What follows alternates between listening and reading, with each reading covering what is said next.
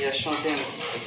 আজকে 14ই না আজ তো 15 অক্টোবর না Qu'est-ce que c'est que ça? Parlez. Non, c'est une langue civilisée. Une langue civilisée. Je parle la langue de Dieu. Et bien c'est parler la langue de Dieu. Mais c'est ce que je fais. Qu'est-ce que c'est? C'est la langue de Dieu. C'est le bengali. Mais oui. Le 15 octobre 1961, la veille de cette interview, le disciple de Mère a lu un fragment de son manuscrit sur Sri Aurobindo. Ça, c'est une expérience très curieuse.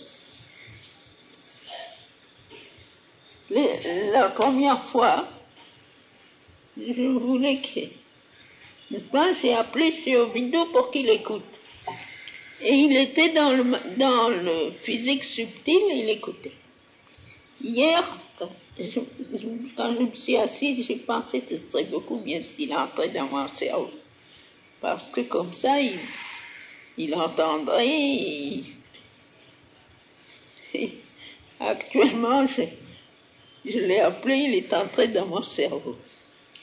Alors pendant un temps, c'est-à-dire que ça a pris un certain temps. Pendant tout le commencement, il y avait encore les deux. Et puis, il est venu de plus en plus. C'était comme si ma tête physique gonflait comme ça. Il n'y avait plus de place que pour lui. C'était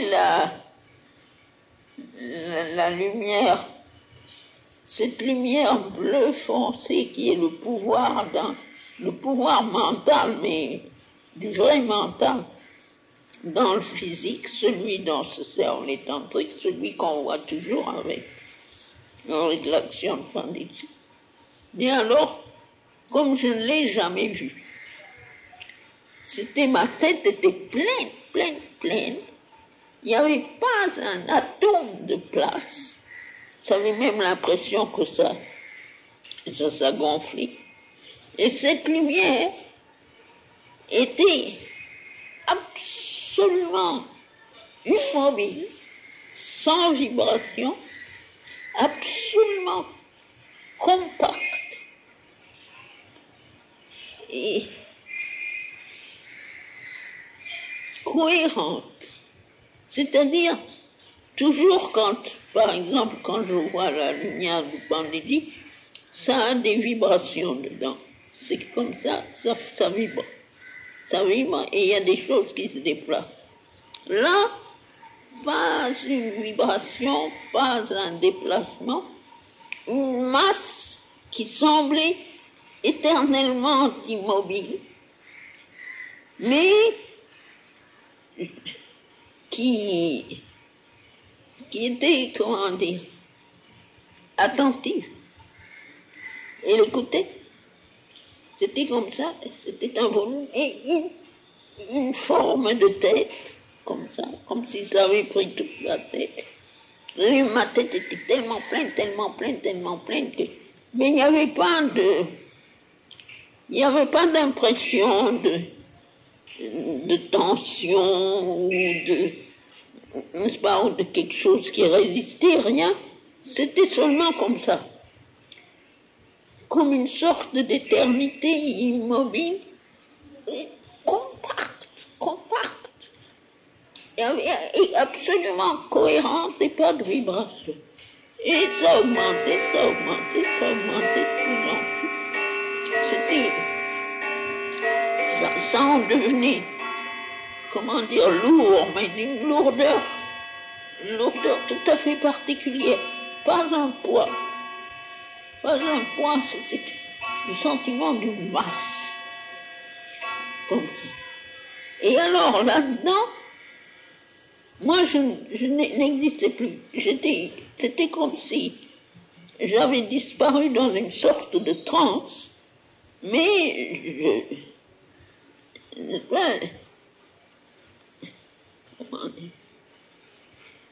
j'étais consciente, mais c'était pas moi. N'est-ce pas? La conscience était consciente de ce dont il était conscient. C'était comme ça. Et il suivait. Seulement, il y a eu une chose, c'est que je n'ai pas pu me souvenir, je ne pouvais pas observer. Il était impossible d'observer. Tout ce que je te décris, c'est parce que c'est resté pendant au moins 1h30 après. Alors là, quand je suis sortie, j'ai commencé à objectiver, n'est-ce pas, à voir ce que c'était. Autrement, c'était un état dans lequel je me trouvais. Mais dans cet état, il y avait la conscience de ce qu'il écoutait. Et à 2 ou 3 endroits, il y a eu une impression comme si il disait, je ne peux pas dire exactement, mais l'impression not necessary. C'est ça d'ailleurs qui m'a fait dire, quand tu m'as demandé, j'étais dans un état bizarre. Il n'y avait rien d'actif en moi. C'était tout comme ça. Là. Et il dit, c'était son impression. Avec lui, c'était très clair. C'était presque comme s'il y avait un nombre de mots qui disaient that not necessary, that not necessary. Pas beaucoup, pas souvent, mais de temps en temps.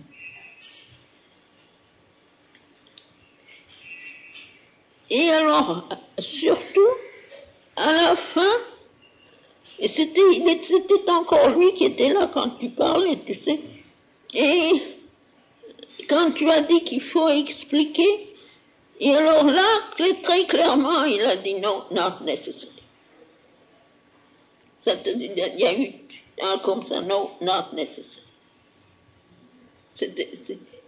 Mais c'était cette incapacité de me souvenir, d'enregistrer. Il n'y avait plus que sa tête, là. Mais c'est la première fois que ça m'arrive. Sa pensée, recevoir, n'est-ce pas, être... Par exemple, penser sa pensée, ça m'arrive tout le temps. Mais c'était pas ça, c'était une présence dans le crâne. Et mon crâne me paraissait un peu plus grand, pas possible, n'est-ce pas? Mais alors lourd d'une puissance inaccoutumée. Et ça m'est resté longtemps. Et cette chose, je ne l'ai jamais vue physiquement, ça.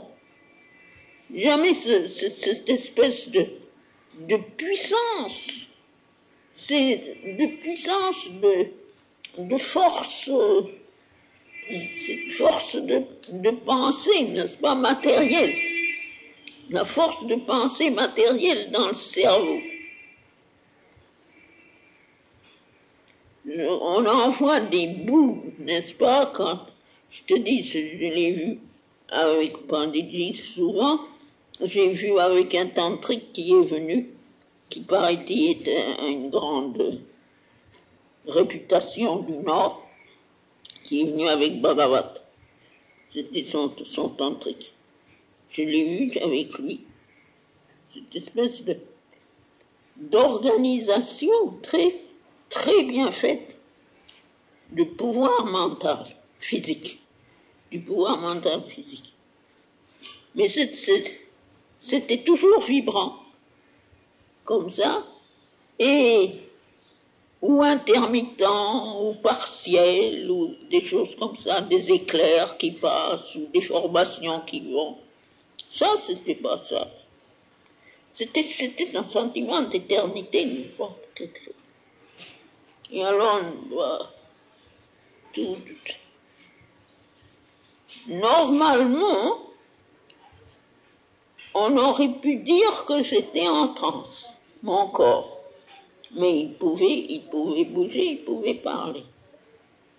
Mais c'était tout de même une impression bizarre. Et j'ai encore un peu d'avoir une tête trop grosse pour moi encore.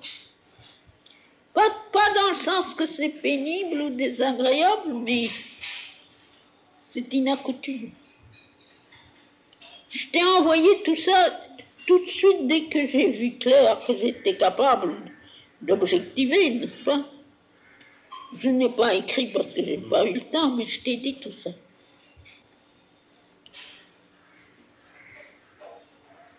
Parce que j'avais l'impression que, naturellement, tu ne savais pas ce qui était arrivé et que tu as peut-être pensé que je n'écoutais pas ou je ne sais pas quoi. Non, j'ai senti que c'était pas ça. Hein? J'ai senti que ce que j'avais écrit n'était pas ça. C'était quelque chose d'autre. C'était pas ça. Mais c'était une expérience formidable. Et ça, vraiment, une preuve que ça l'intéresse vraiment. Mais tu sais, tout le travail de ces 8 derniers jours, il faut que je le refasse. Hein? Le travail de ces 8 derniers jours, il faut que je le refasse. Faut que tu le refasses. Oui, c'est pas Pourquoi? Ça ne te plaît pas. C'est pas ça. Il n'y a pas le fil. Oui, tu sais, le premier jour, quand tu m'as lu, il était si content. Et il y avait, ce que je voyais, c'était sa force. Sa force dedans, son pouvoir. Et c'était de rime aussi. Il y avait une espèce de puissance de propulsion. Mais naturellement, moi, je ne peux pas savoir du tout parce que j'étais un peu dominée par cette expérience. C'est la première fois que je l'ai eue. Il y a longtemps que je demande. Quand je dis, Seigneur, prends possession de ce cerveau, j'attendais quelque chose comme ça. Mais alors je l'attendais avec la lumière supramentale. Je l'ai eu partiellement et momentanément. Mais ça, c'était vraiment... Je ne sais pas qu'est-ce qu'il a fait de mon cerveau. C'était pas mon cerveau, mais qu'est-ce qu'il a fait de ma puissance mentale à ce moment-là, et probablement il l'a absorbé, je suppose. Parce qu'il n'y avait pas le sentiment d'une différence. N'est-ce pas? Mais ça, j'avais l'impression que, n'est-ce pas, je pense que ça va arriver d'ailleurs. J'ai eu comme une sorte d'assurance que ça arrivera. Que les cellules physiques, n'est-ce pas, matérielles, vont se développer et se transformer à cause de ça. Parce que maintenant que je t'en parle, je regarde, ça n'a plus cette puissance dominante, mais c'est là. Et l'effet est là, et ça donne une sorte de... C'est pas comparable à nos choses physiques, c'est une sorte de chaleur, mais ce n'est pas... Tiens, c'est la différence entre les deux mots anglais, warmth and heat. C'est warmth, c'est pas heat. Et toutes les oreilles sont prises, tout est pris comme ça, ici, là, comme ça.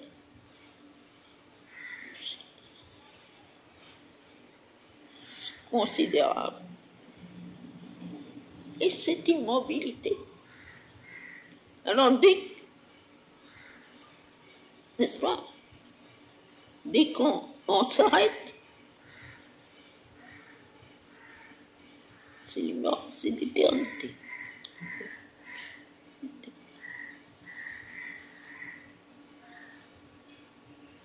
Ça, c'est vraiment amener ça ici. Mais alors, tu me lis la suite ou pas? Non, j'ai l'impression qu'il faut que je refasse tout ça. Hein? J'ai l'impression qu'il faut que je refasse tout ça. Mais j'ai pas le fil. J'ai des bouts comme ça, tu me prends des petits morceaux. J'ai pas le fil qui me... C'est très nécessaire, le fil. Parce que c'était chaque fois que, je ne peux pas dire, je te dis, je ne peux pas me souvenir, mais j'avais l'impression que c'était toutes les cohérences de l'intelligence habituelle, n'est-ce pas?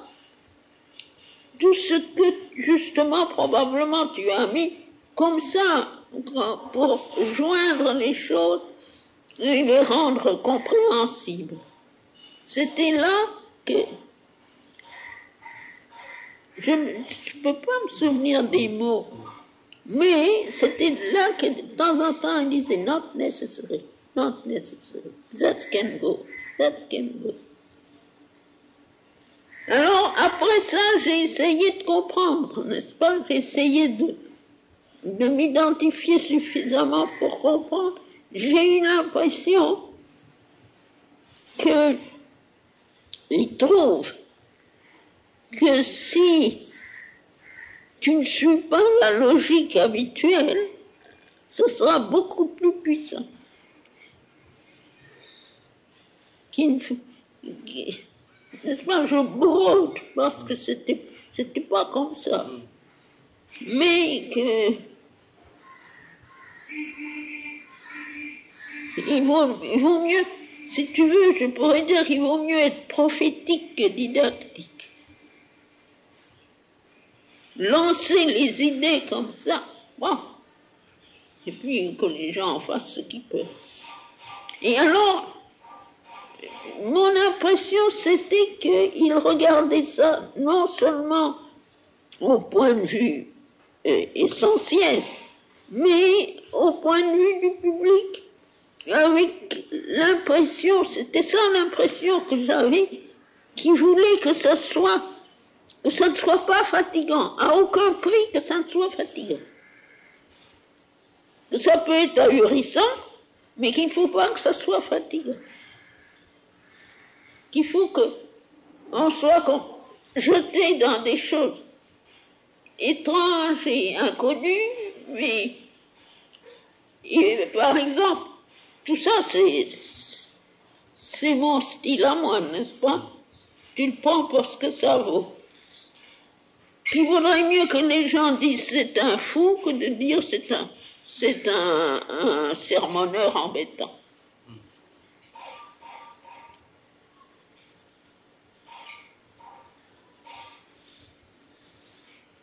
Je crois que c'était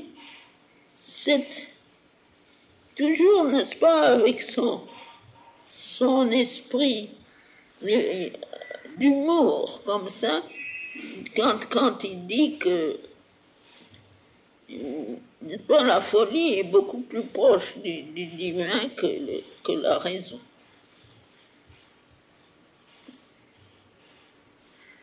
Parce que, je ne sais pas, j'ai pas entendu le commencement, mais certainement tout ce qui a trait aux événements physiques, ça va être très, très raisonnable et très normal, n'est-ce pas? Le style et l'expression et tout ça. Alors, il n'y a pas tout à fait le danger que les gens disent c'est un illuminé un peu détraqué. Et je ne sais pas, la première partie que tu m'as lue, c'était si bien. C'était si bien, il y avait comme des bouffées de lumière dorée qui venaient tout le temps comme ça. Peut-être que tu as voulu trop expliquer. Oui, peut-être. Je ne sais pas ce qui s'est passé. Si justement le besoin d'expliquer. Il a l'air de trouver que c'est pas nécessaire. Et surtout, n'est-ce pas, il voudrait que cette fin soit courte. Ça, je le sens, je l'ai senti dès le premier jour. Que la fin soit comme n'est-ce pas, comme un jaillissement qui vous laisse en suspens, comme ça. Surtout qu'il n'essaye pas d'être raisonnable. Un jaillissement qui est comme une porte ouverte sur un avenir très lumineux et très inconnu, mais qui n'essaye pas. n'essaye pas de le rendre tangible et approchable. Ça, je suis sûre de cette impression-là.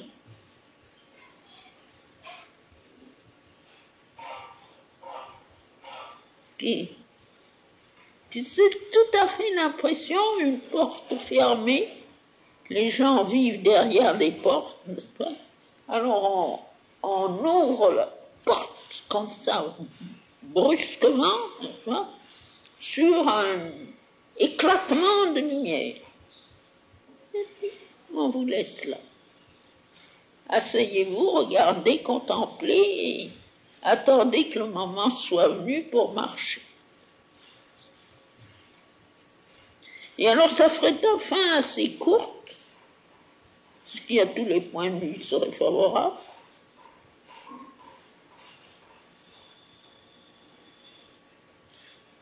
Surtout pas avoir l'ambition de leur faire savoir quoi que ce soit.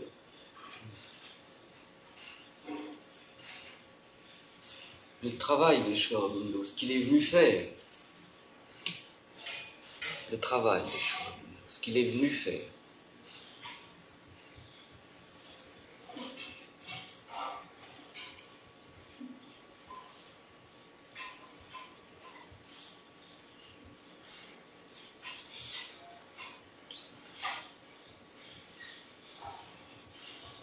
Et c'est vraiment ça qu'il est venu faire. C'est comme un volcan, la tête en bas. C'est-à-dire une éruption, un éclatement. Et alors, ils jettent la semence et ceux qui peuvent la ramasser, ils ont le lent et long labeur.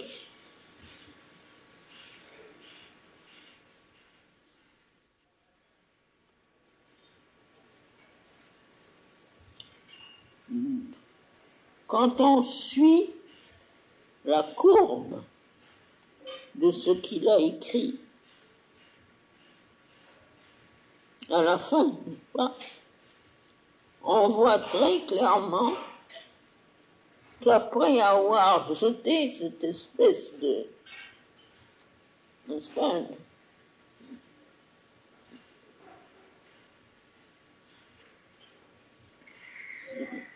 oui, c'est comme une grande semence de lumière, et même avoir dit, n'est-ce pas, c'est maintenant que ça se réalisera. Et qui, à mesure que ça, qui continuait son travail, n'est-ce pas, qu'il travaillait à la réalisation, il a vu de plus en plus toutes les étapes par lesquelles il fallait passer. Et à mesure qu'il voyait ça, n'est-ce pas,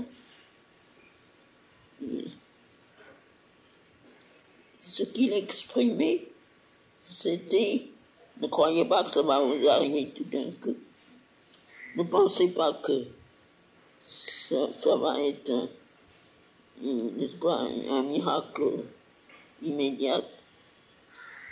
Et après avoir, n'est-ce pas, après avoir parlé de la descente du supramental, il a dit qu'il fallait préparer un intermédiaire entre notre condition actuelle, mentale, même le mental supérieur le plus élevé, et puis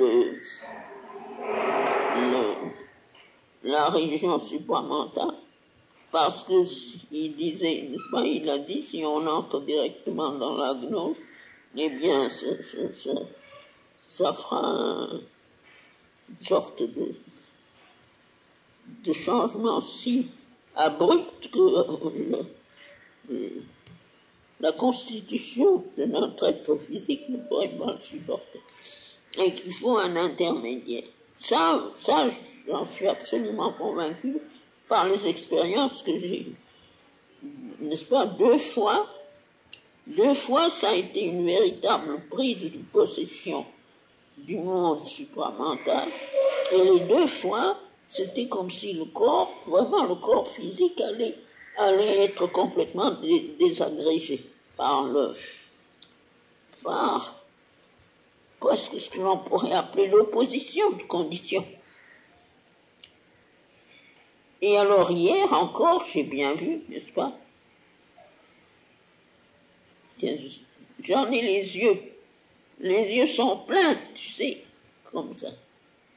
Et je vois qu'à mesure que ça travaille ici, n'est-ce pas, pour s'installer, ça produit cette petite vibration.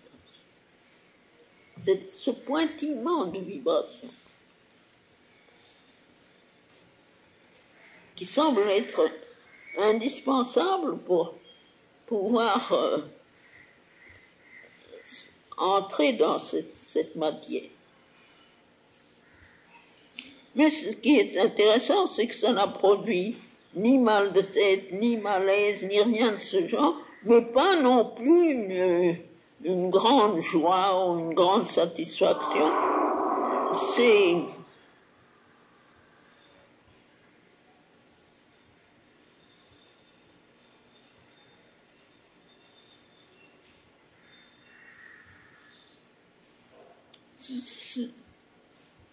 Les mots que l'on emploie ont toujours l'air péjoratif, alors ça ne va pas. Mais c'est quelque chose de si formidablement écrasant, n'est-ce pas?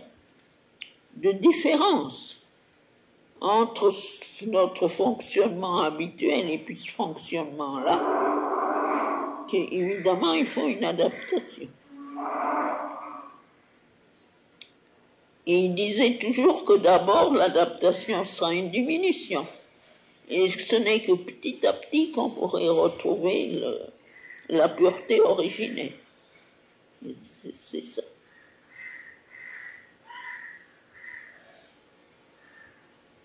Mais tout ça, mon petit, c'est pas le temps de le dire.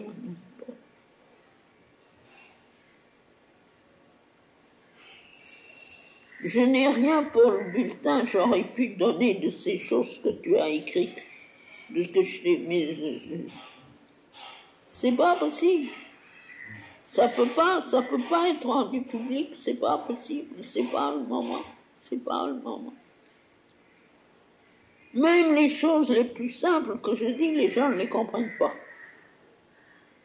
J'ai vu même Nolini, quelquefois, il reste hésitant, il ne saisit pas.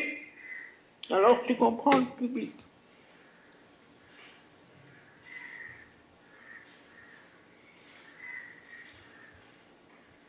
Au fond, c'est ça. Ce qu'il a fait, c'est ça. C'est comme s'il avait déversé sur le monde avec n'est-ce pas, la puissance de l'origine, la nouvelle possibilité. Le temps est venu pour ça. Plouf.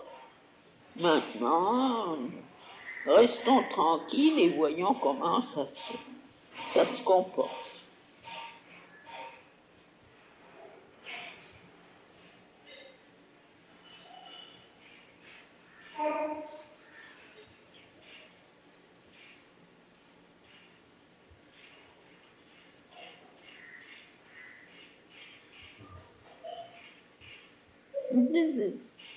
N'est-ce pas?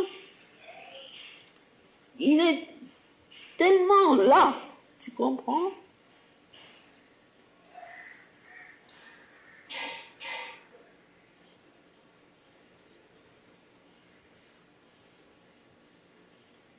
Il y a 1 ou 2 jours ou 3 jours,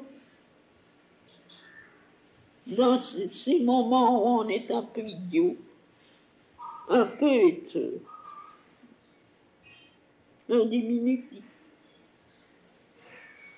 Et je me disais, oui, comme c'était bon le temps où je le sentais avec moi tout le temps, comme ça. Maintenant que je suis dans cette période, je ne le sens plus. Et alors, si clairement, d'une façon si positive, Il m'a dit, you don't feel me because I'm you. Et j'ai vu que c'était vrai, que l'identification se fait d'une façon si détaillée, on peut dire, qu'on n'a plus cette joie, n'est-ce pas, joie de se sentir comme ça.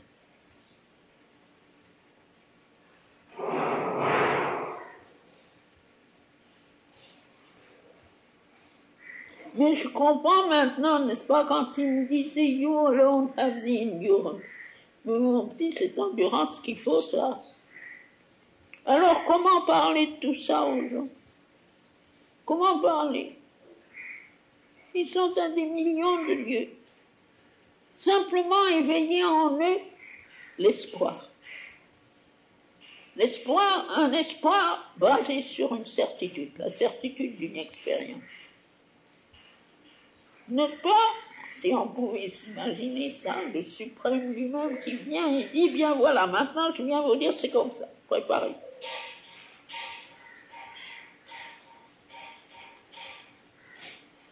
Et toujours, la première réaction des gens sur la terre, ça a été de dire, c'est un fou. Mais qu'est-ce que ça peut faire?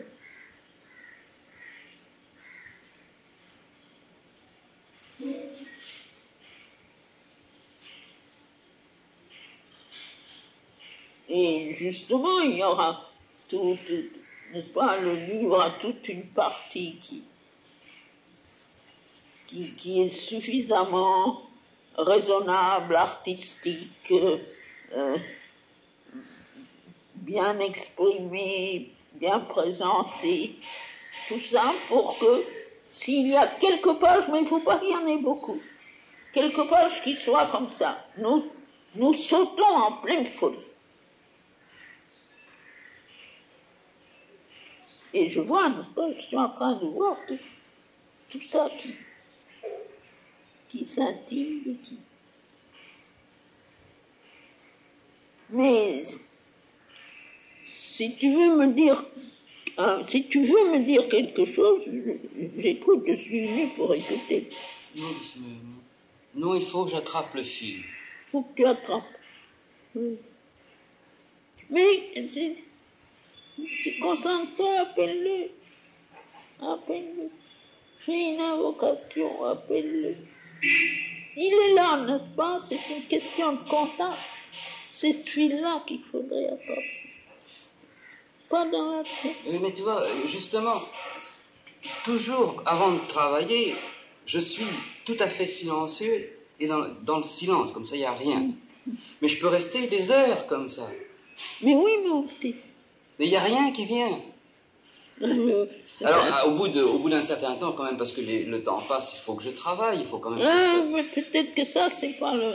Alors, évidemment, dès que j'attrape une idée, oui. Et quelquefois c'est la bonne, quelquefois c'est pas la bonne. Mais c'est comme ça que ça se passe. C'est pas tant une question de bonne ou de pas bonne idée, c'est la vibration de la force. Mais ce que j'en dis, c'est parce que je vois à quel point Sri Aurobindo a l'impression que c'est n'est-ce pas, que c'est un outil important pour le travail mondial. Ça, il a pris ça, si tu veux, au sérieux, dès le commencement. Et il est là, au point que il semble que ça...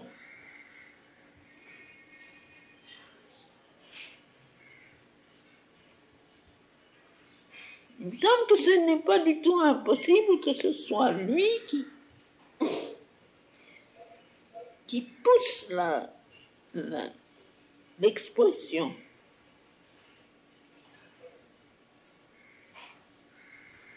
C'est pas tant une question d'idée, parce que tout ça c'est très bien.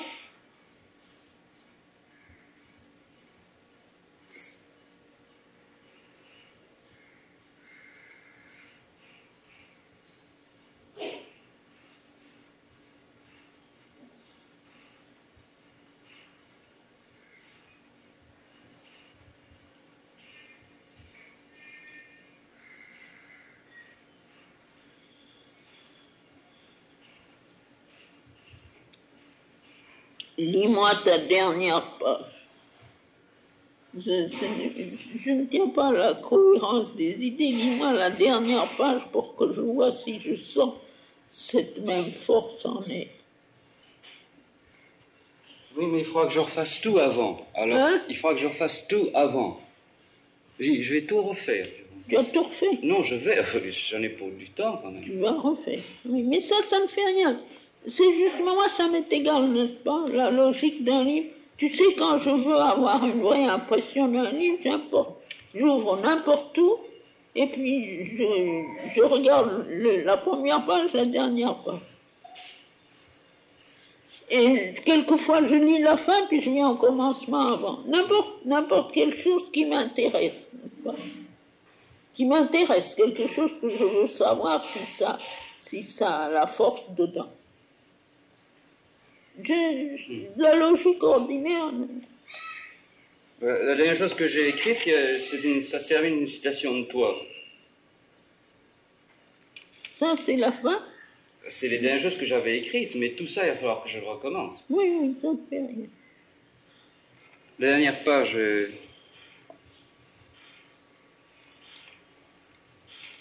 Mais je commence tout ça. tu ne sais pas par où commencer. N'importe où, au milieu d'une phrase, ça fait rien. Après la lecture, Mère fait divers commentaires. Puis elle ajoute ceci. Il faut que tu sentes concrètement que, n'est-ce pas, que tout le pouvoir d'expression de Sri Aurobindo, je ne veux pas dire des mots, c'est pas une question de mots, pouvoir de transmettre la connaissance. Pas la connaissance mentale, l'expérience, que c'est là constamment. Alors, un silence attentif, mais très patient, parce que dès que la force vient, il y a quelque chose qui se met à bouger dans les régions mentales. Et puis il y a aussi un eagerness qui veut attraper et qui démolit la chose.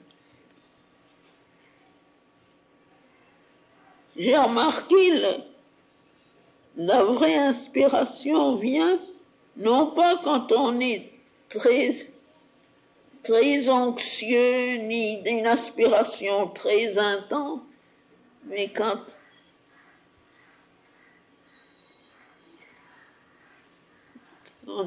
on succombe dans un sourire.